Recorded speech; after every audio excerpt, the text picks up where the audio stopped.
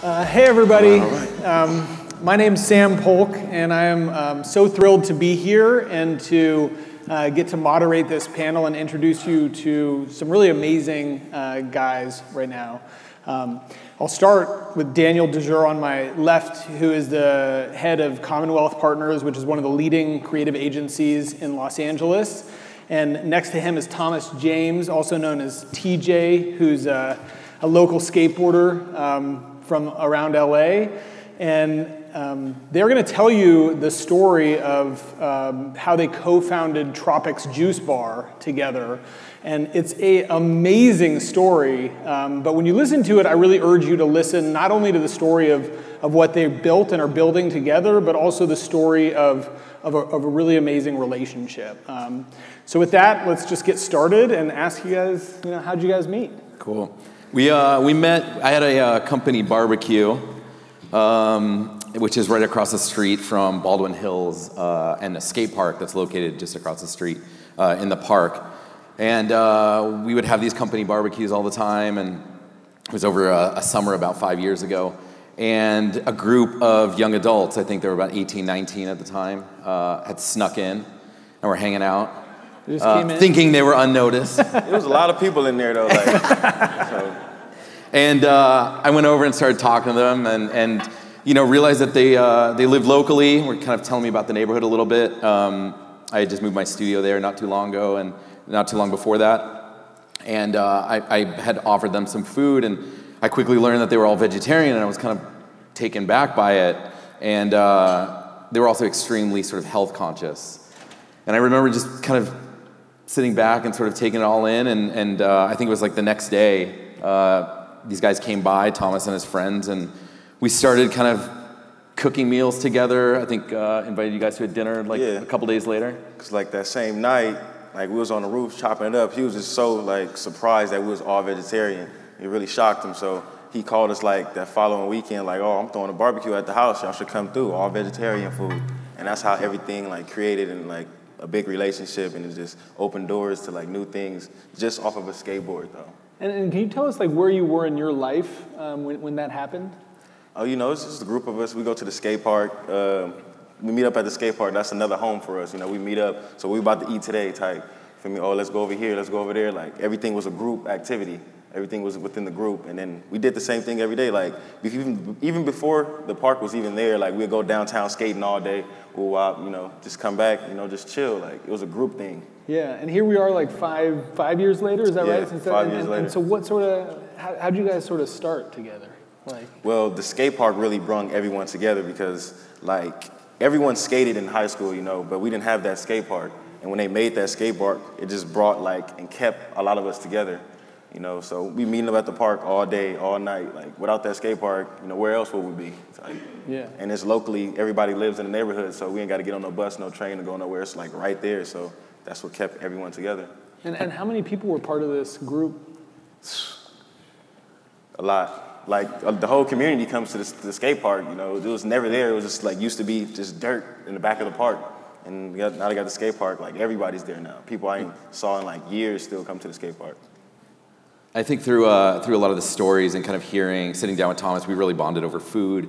We would go to dinners all over LA, and LA is kind of a mecca for exploring food cultures. So we go to Koreatown, have Korean barbecue, and go to Little Ethiopia, and we'd sort of explore food together. And I think that's really where the bonds kind of came together, and we sort of applied similar thinking to food as they did to skateboarding, kind of this healthy outlook. And what were you thinking when you were going to Ethiopian restaurants? What was driving you in all this? I mean, I've always been interested in food and kind of exploring different cultures, and I think we both shared similar sort of outlooks on that.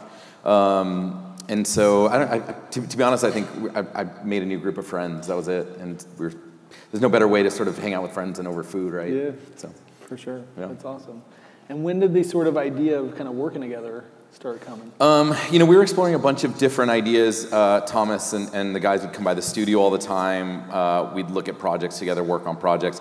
They would learn about what I did sort of in my everyday, and I'd learn about what they did in their everyday.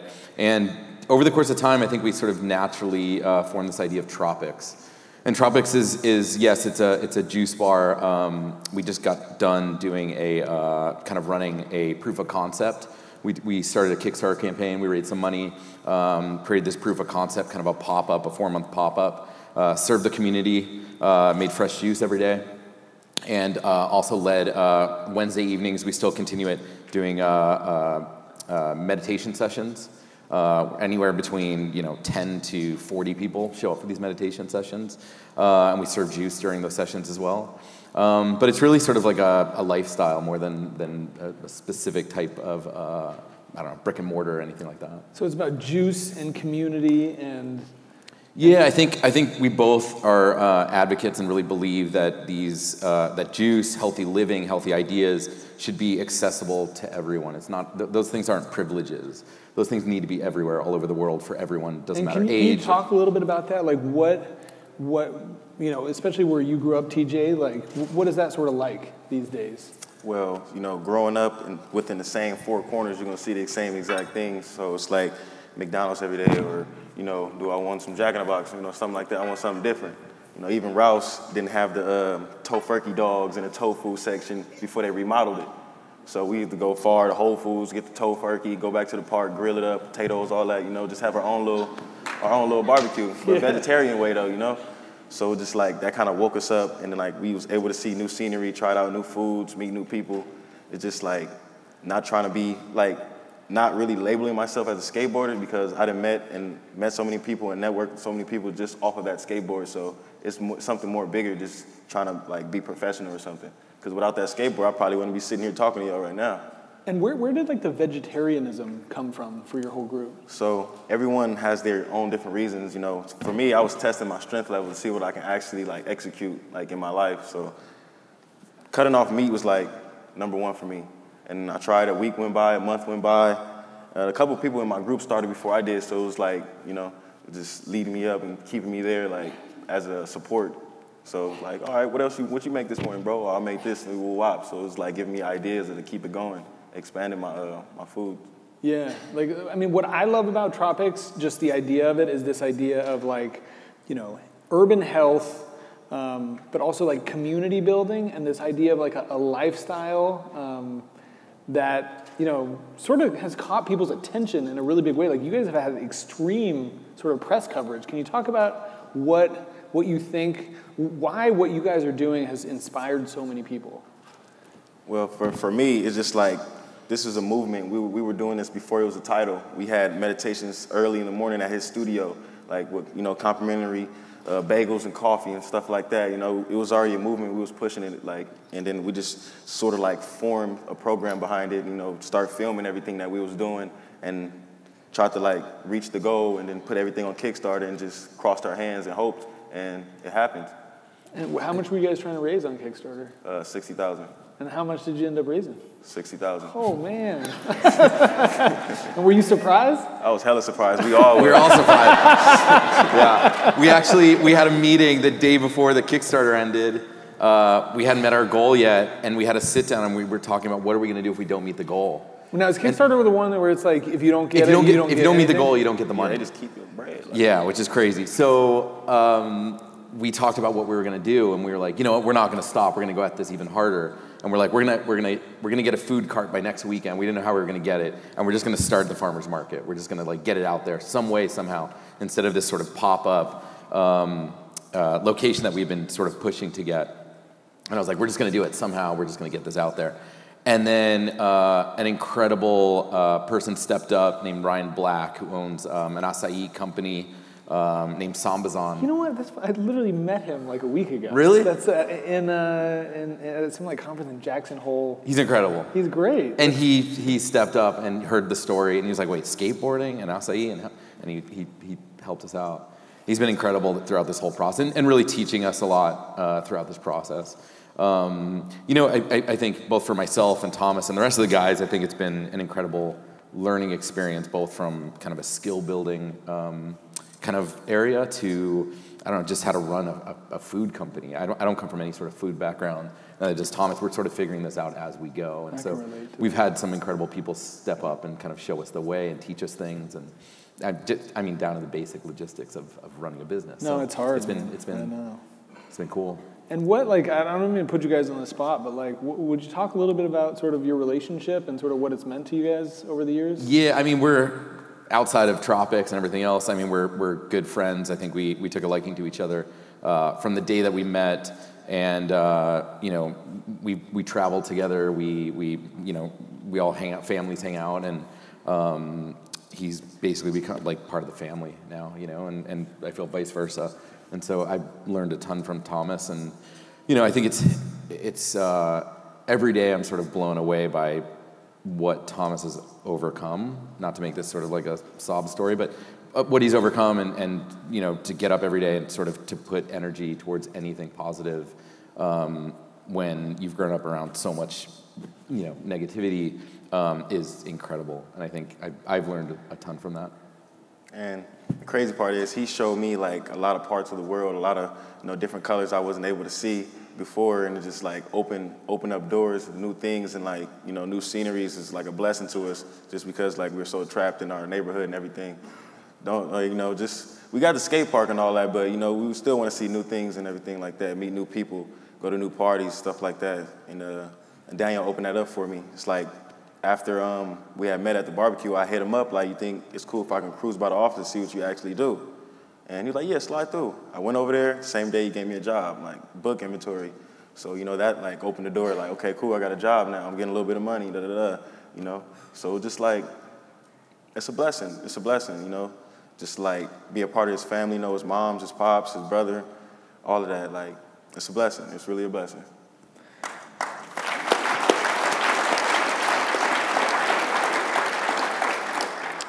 Well, that's great, guys. And would you sort of start to sketch out a little bit, you know, and it doesn't have to be a big vision or anything, but like, what do you think that this sort of like idea could become?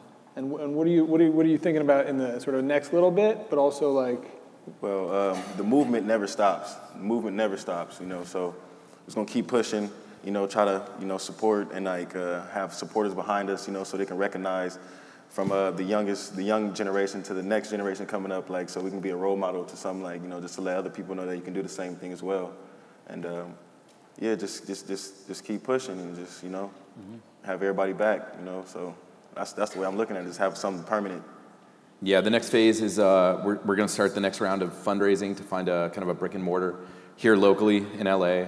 Are you going to do Kickstarter, or are you going to? I'm not sure if we're going to do Kickstarter again. And we've met some incredible people along the way, and I think even, you know, just being educated on fundraising is a totally new thing. So we're going to apply some of that to this sort of next phase. Talk to some people that we know. We just heard that there might be an open spot down Crenshaw that we're going to go check out. Someone might actually donate it to us, which is amazing. So things like that are starting to pop up. We've had incredible people step up and really back the cause, and then from there, you know, really take it on the road, take the story on the road. Hopefully apply this other places, you know, meet another group of guys that are into skateboarding and sort of franchise. Yeah, and just kind of take it and keep moving it, you know. Yeah. And now one of the things that I thought was really interesting when you were talking to me earlier was this idea of like, you come from this straight up design, sort of fine arts background, and you come from skateboarding for years, and somehow you've kind of managed to combine that into an aesthetic. Would you say that's right? Yeah, I'd say an aesthetic. You know, we definitely helped the Commonwealth Projects team from a design standpoint, working with Thomas and Preston and Willie and a lot of the guys to create a lot of the artwork that's in and around Tropics, both the name and just the artwork that sort of drives the aesthetic. But yeah, I mean, I grew up skateboarding. I've always been interested in skateboarding. Oh, you were a skateboarder too? Yeah, when I was younger, and it's definitely something I've always been interested in. And when we connected, we definitely connected over skating and food. That was definitely sort of like... And Sade, he was very amazed that I'm in love with Sade. So he was like, big Sade fan. No one's a bigger Sade fan than this guy. It's crazy. So yeah, you know, everything fell in place. You know, everything fell in place, and it just like you said, it was just astonished on like what we did and like what type of music we listened to and like what we did throughout the day and like what we ate. Just like just us being a whole group as in one. And then I'm pretty sure we reeled him in on being vegetarian as well. So, so you know, it's back and forth. Yeah. It's back and forth. And you know, since this is a conference about sports and the meaning that sports can play in people's lives, like for you, can you just talk a little bit about, you know, your skateboarding journey and also, you know, how it is in your life these days? So I started skating when I was 16. Like my friend Pat gave me a board. Like, you know, I was doing the typical playing ball, you know, doing this, doing that, playing ball, riding mini bikes and everything like that. When I got that skateboard, it was like, damn, you feel me? I want to ollie on this curve now. And then like start transferring, like before Lafayette was even open, we was going to Culver City Skate Park over in Culver City, skating there. That's when it was a little setup. They didn't have the concrete there yet.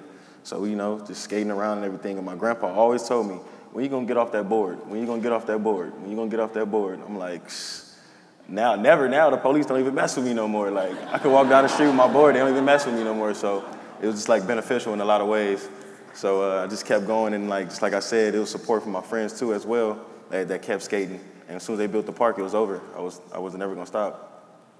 It's interesting. There's a story Thomas told me a long time ago that, you know, sure in a kind of a conceptual sense that skating has sort of helped and saved and driven Thomas in a direction, a healthy direction, but you know, I think the physical aspect of carrying a skateboard is really interesting. That, you know, on the way here, Thomas was telling me that, you know, cops will just drive by if he's not carrying a skateboard, which is crazy. Because if he's not, they'll stop and ask him where he's from and if he gangbangs and this and that. And, you know, it's a sad story, but it's true. And I think also from the other side, you know, if you're carrying a skateboard, I think, you know, we've shared stories about gangbangers coming up to him if he doesn't have a skateboard and asking where he's from and if he bangs. But if you have a skateboard, there's sort of a respect thing and kind of like, okay, you skate, you don't bang. And so I think just skateboarding's really been a kind of a safety net, a protective mechanism, which no one really talks about in that sense, you know, and it's interesting. Yeah, that is really interesting. Well, our time is actually pretty close to up. I want to invite you, either of you guys, is there anything that, you know, your humble moderator didn't ask that you guys wanted to talk about that you think is important? Well, we got some cool names that we came up with, the juices and all that. You know, we got a shirt right here, Childhood, with the Tropics on the back. Yeah. Childhood is the name of our one of our drinks is watermelon, lime, and ginger. You feel me? It's the famous seller, so we'll get that to you, Sam. Oh, thank you, guys. That's a true honor. Yeah. Well, great, guys. And for you, anything else? No, I think, you know, follow our journey. We're on Tropics LA on Instagram. Our Kickstarter page is still up that tells the whole story. There's a video up there as well. But we'd love anyone to get involved, hear the story. We have, you know, as much to learn from you guys as you do from us. So I think it's just about sharing cultures and sharing the story. Yeah. Well, the last thing I'll say is, you know, I run Everytable, which has 5 locations and will soon have 12 across LA. And we would hopefully one day love to carry Tropics juice in our stores. Sounds good. Guys, I'm really inspired by you guys, both the story and the relationship, and thank you so much for sharing your stories with us. Really appreciate it. Thank you.